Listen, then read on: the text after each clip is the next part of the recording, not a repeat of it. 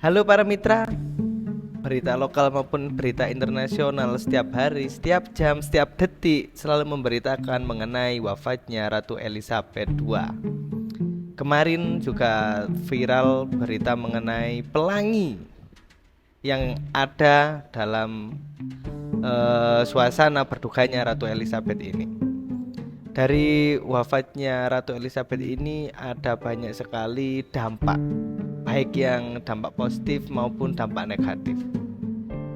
Pada kali ini kita akan membahas mengenai dampak yang kemungkinan akan terjadi. Entah itu positif atau negatif, kalian bisa menilainya sendiri. Kalau begitu, simak video berikut ini. Dan inilah Rumang Sani.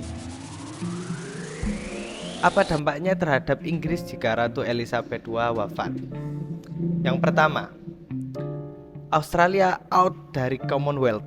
Sejak tahun 2010, gerakan Republikan semakin kuat di Australia. Parlemen terbelah, ada yang pro monarki dan ada yang pro republik. Di Australia, gerakan Republikan jadi bahan kampanye partai buruh. Politikus seperti Julia Gillard dan Anthony Albanese sangat mendukung republik, sedangkan politikus seperti Tony Abbott menyatakan setia terhadap Inggris. Gillard pernah bersumpah bahwa Ratu Elizabeth wafat, maka Australia bakal deklarasikan republik. Kedua, Irlandia bakal bergejolak.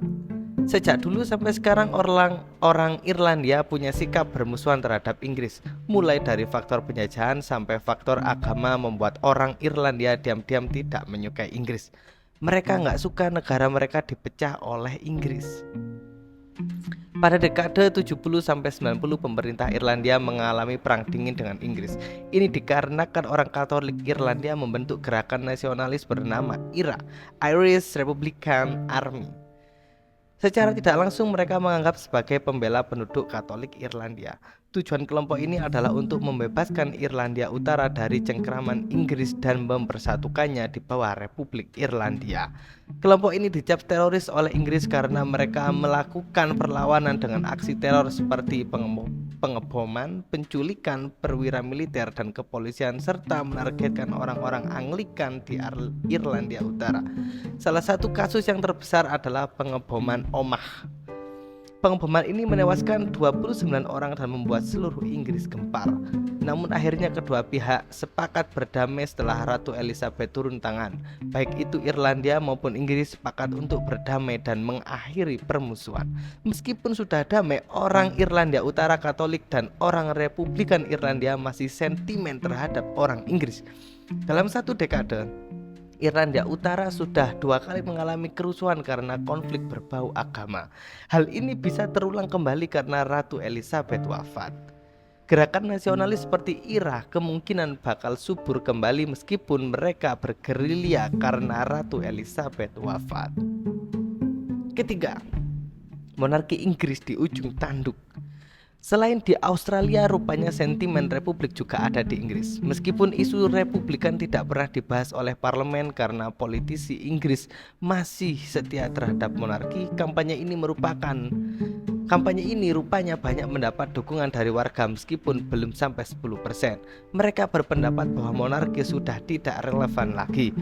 Mereka muak melihat keluarga kerajaan hidup mewah tanpa memikirkan besok mau makan apa, sedangkan rakyat masih banyak yang hidup susah. Seperti di negeri apa ya? Pengangguran meningkat, gelandangan merajalela, ekonomi lesu membuat orang Inggris banyak yang mendukung republik.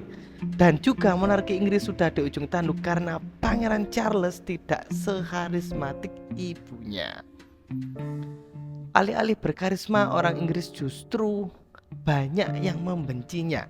Pangeran Charles tidak disukai oleh rakyat Inggris karena dianggap tukang selingkuh dan isu perselingkuhan dianggap sebagai skandal paling memalukan karena Charles bukan orang biasa.